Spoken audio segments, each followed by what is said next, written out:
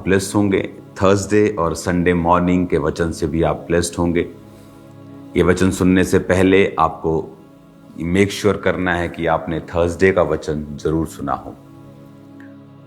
परमेश्वर हमेशा वचनों के जरिए से ही अपने लोगों से बात करता है। वचन कहता है कि जब इजरायली लोग परमेश्वर के सामने दुहाई देने लगे अपने दुखों में और कठिन परिश्रम के कारण जो उनको मिलता था, वचन कहता है जब उन्होंने परमेश्वर की दुहाई दी तो उन्होंने परमेश्वर ने मूसा को भेजा। इजरायली कौम की ये प्रॉब्लम रही है कि पहले वो प्रार्थना करते हैं कि प्रभु उन्हें छुटकारा दे, और जब परमेश्वर अपने लोगों को भेजता है उन्हें छुटकारा देने के लिए, क्योंकि बाइबल कहती है कि परमेश्वर आपका और मेरा वो इंसानों का इस्तेमाल करता है इस धरती पर काम करने के लिए। वो अकेला काम कर सकता है लेकिन करता नहीं, वो इंसानों का यूज़ करता है। लेकिन जब वही इंसान, वही नबी, परमेश्वर के लोग जब भेजे जाते हैं तो फिर उन्हें उसी मूसा से प्रॉब्लम थी जो परमेश्वर का मैसेज लेके आया था। क्योंकि जो रियल मैसेज है रिपेंटेंस का, जो रियल मैसेज है पापों की तौबा का, वो सुनने में मुश्किल है। लेकिन जो दूसरा मैसेज है जो आपको सिर्फ ब्लेसिंग की ओर आकर्षित करता है, सिर्फ प्रोफेटिक की ओर आकर्षित करता है, वो सुनने में अच्छा लगता है लेकिन उसका फल कुछ नहीं होता। अगर आपको परमेश्वर के द्वारा आपको फल चाहिए, आपको ये बात हमेशा ध्यान से समझनी पड़ेगी कि रिपेंटेंस जो है, तौबा जो है, वो आपके फलों में एंटर करने का, फलों के जीवन में एंटर करने का पहला स्टेप है। अगर आपकी लाइफ में तौबा नहीं है, अगर आपकी लाइफ में आपने रिपेंट नहीं किया, परमेश्वर के साथ आपने मेल मिलाप नहीं किया, तो बाकी सब परमेश्वर के जो वायदे हैं वो पीछे रह जाते हैं। आप अपने कमरे में जाके तभी सो सकते हैं अगर आपने अपने घर में एंटर किया हो तो। आप अपने घर के बाहर से अपने रूम्स में सो नहीं सकते, आप उस अपने घर का फायदा नहीं उठा सकते। इसलिए प्रभु यीशु मसीह ने कहा, जब तक कोई जल और आत्मा से नया जन्म नहीं लेगा वो मेरे राज्य में प्रवेश नहीं कर सकता। और प्रभु के चेले ने कहा, प्रभु क्या कोई बूढ़ा होकर क्यों कर दोबारा जन्म ले सकता है? क्या वो दोबारा से गर्भ में प्रवेश करके जन्म लेगा? वो कैसे जन्म लेगा? परमेश्वर ने कहा, जब तक तुम जल और आत्मा से नहीं जन्मोगे और नया जन्म नहीं पालोगे, मेरे राज्य में प्रवेश नहीं कर पाओगे। वचन से जन्मना यानी बपतिस्मे से जन्मना, डुबकी वाले बपतिस्मे को लेना, तौबा का बपतिस्मा लेना, अपने रिपेंटेंस करनी पापों से कि परमेश्वर आज से मेरा जीवन आपका है। ये नहीं कि तौबा करने के बाद कोई बिल्कुल गुनाह नहीं करेगा।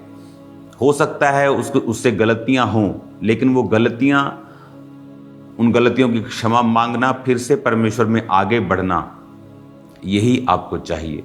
आज शैतान दो तरीके के साथ लोगों को ख़त्म करता है। पहला, वो लोगों को पाप में रखता है और उन्हें तौबा करने नहीं देता, और उन्हें लगता है कि गॉड लव्स मी, मैं ये मांगता हूँ तो मुझे मिल जाता है, मैं ये मांगती हूँ तो मुझे मिल जाता है। उन्हें ऐसा लगता है कि ऐसा उनकी लाइफ में परमेश्वर कर रहा है। लेकिन अगर तौबा आपकी लाइफ में नहीं है तो परमेश्वर आपको नहीं जानता। अगर आपने पापों से तौबा नहीं की तो वो आपको नहीं जानता। और दूसरे उस तरह के लोग हैं, जब वो तौबा कर लेते हैं तो फिर भी अपने पुराने पापों को याद करना नहीं छोड़ते। उनको अभी भी याद है कि सन 1973 में उन्होंने कौन सा पाप किया था, और शैतान अभी भी उस पाप के लिए उनको कोचोटता है, उनको दुखी करता है। कि मेरी लाइफ में बहुत से लोगों को मैं सुनता हूं कि मैंने 2020 में ये कर लिया था, उसके बाद मेरी लाइफ में ये प्रॉब्लम है, मैंने माफ़ी मांग ली, प्रभु में चला, लेकिन मेरी लाइफ, बाइबल कहती है अपने पास्ट को फिर भूल जाना है। अगर आपने तौबा नहीं की तो कर लेनी है, अगर कर ली है तो फिर पुरानी चीज़ों को भूल कर आगे बढ़ना है, क्योंकि परमेश्वर नहीं जानता आपने कौन से पाप किए थे। उन पापों का हो सकता है कोई कॉन्सिक्वेंस आपकी लाइफ में रहे, लेकिन उसको भूल कर, उसको छोड़कर, उसको इग्नोर करके आपको आगे बढ़ना है, आपको आगे जाना है, क्योंकि परमेश्वर ने आगे आपके लिए एक बेस्ट लाइफ रखी है जो आप तभी पा सकते हैं जब आप तौबा के साथ परमेश्वर में चलते हैं तो। हालेलुया।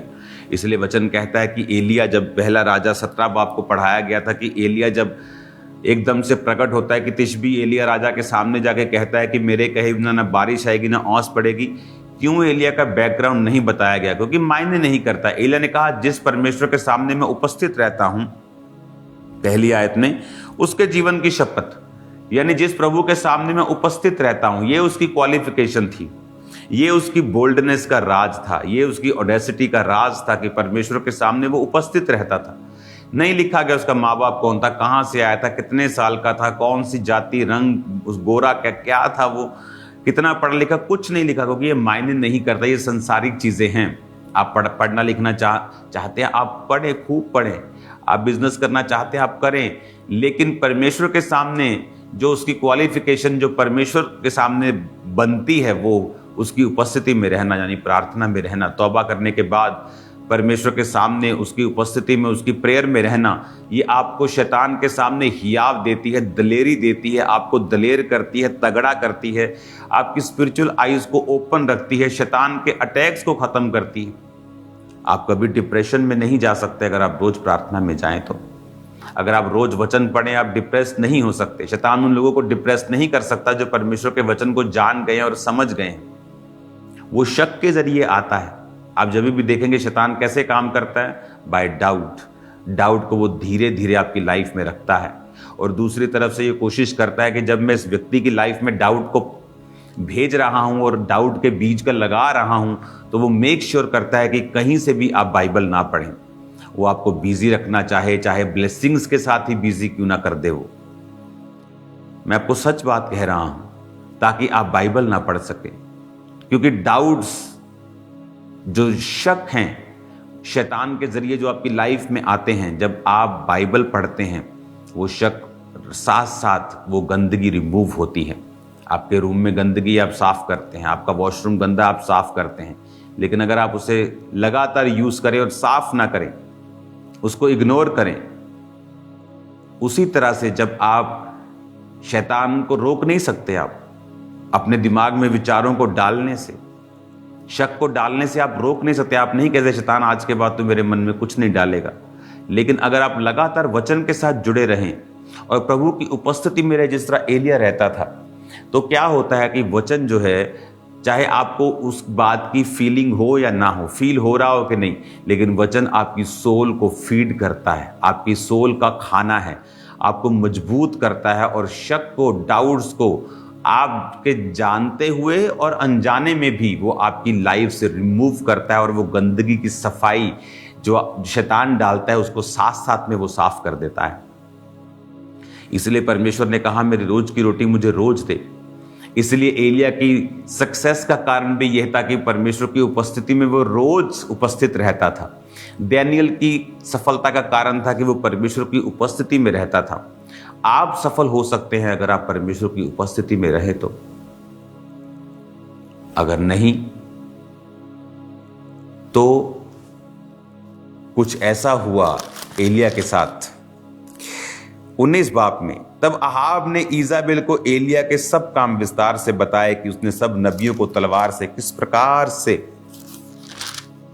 मार दिया। और ईजाबेल ने एलिया के पास एक दूत के द्वारा कहलाया, यदि मैं कल इसी समय तेरा प्राण उनका सा न कर डालूं तो देवता मेरे साथ वरन उससे भी अधिक करे। यह देखकर एलिया अपना प्राण लेकर भागा और यहूदा के बेरशेबा को पहुंचकर अपने सेवक को वहीं छोड़ दिया। जब अहाब के वो सामने था, फर्स्ट पावर, तो जिसके पास ज्यादा पावर है, एलिया को उससे डरना चाहिए था, पर वो राजा से नहीं डरा। क्यों? क्योंकि प्रार्थना की जिंदगी कंप्लीट पूरी थी। उसके बाद वो सेवकाई में बिजी हुआ, नबियों को मारा, लोगों के बीच में रहा। इजाबेल ने भेजा संदेशा, एलिया डरा और भागा।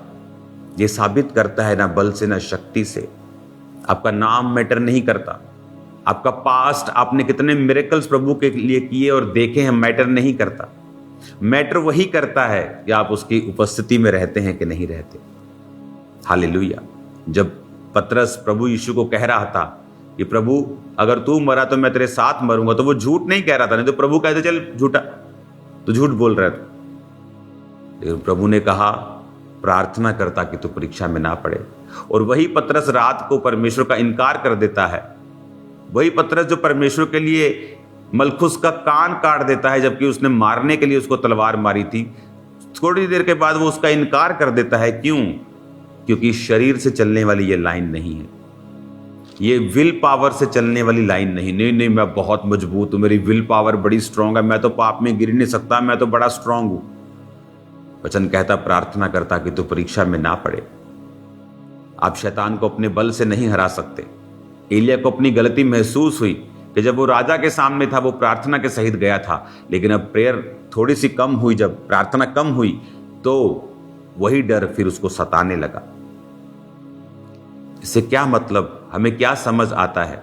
ना बल से, ना शक्ति से, ना स्किल से, ना फिजिकल पावर से, ना स्किल से, ना हमारे अच्छे नंबरों से, ना हमारी अच्छे माइंड से, दिमाग से, हमारी किसी भी चीज से भी शैतान नहीं हारता।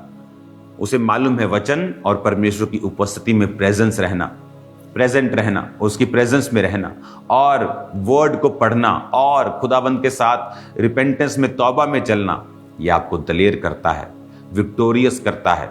800-850 नबियों को मारा, 850 नबियों को एक दिन में मारा, शैतान के राज्य को खत्म किया परमेश्वर की उपस्थिति में रहने के कारण।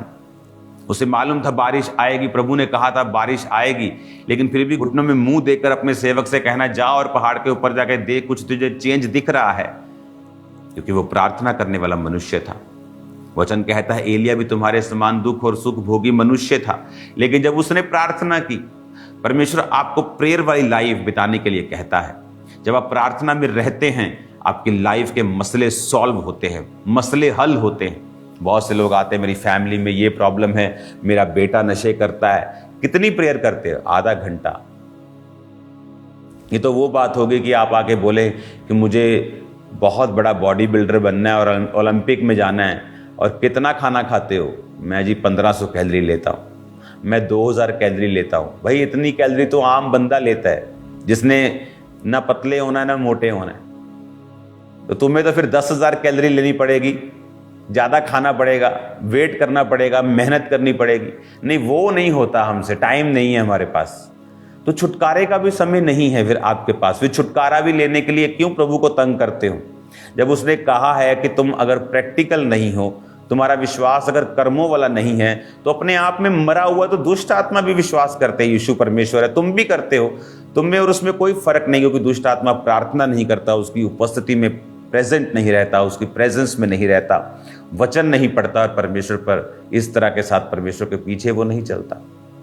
तो प्रैक्टिकल बने, और खुदावंद के नाम में मैं आपको कह रहा हूं, वो आपके बंधनों को तोड़ेगा, आपकी फैमिलीज को वो सीधा करेगा, आपकी अगुवाई करेगा, सिस्टम बनाएगा जो नहीं बने, आपकी लाइफ में जो होगा, जो आप डिजायर करते हैं परमेश्वर आपकी लाइफ में करे। आने वाले दिनों और महीनों में आप देखेंगे क्रिश्चियनिटी में बहुत से लोग फाइनेंशियली सुपर ब्लेस्ड होते हुए, बहुत से लोग स्पिरिचुअली सुपर ब्लेस्ड होते हुए, रिवाइवल आते हुए, एक नेक्स्ट लेवल की ग्लोरी जो है परमेश्वर हमें देने जा रहा है, आपको देने जा रहा है, वर्ल्ड को देने जा रहा है, बहुत से लोगों को देने जा रहा है जो हमें जानते तक नहीं है। मैं आपको बता रहा हूं, ये परमेश्वर का प्लान है। जस्ट उसकी प्रेजेंस में बैठिए, इसके साथ कोई समझौता नहीं, कोई समझौता नहीं। कोई घर में शादी हो, कोई दुख हो और सुख हो, आपकी प्रेयर टाइम, आपकी उपस्थिति में रहने का समय कम नहीं होना चाहिए। आप देखें इस तरह से फिर क्या होता है, किस तरह से परमेश्वर आपकी लाइफ में काम करता है। आप खुद टेस्टिमनीज देने के लिए आएंगे। Hallelujah, God bless you all. अपने हाथों को उठाओ। खुदा बाप, तेरे जीवित नाम में तेरी हीलिंग, तेरी डिलीवरेंस की मैं घोषणा इनके जीवनों पे करता हूं। अंधकार की शक्तियां इनकी जिंदगी में कार्य न कर सके।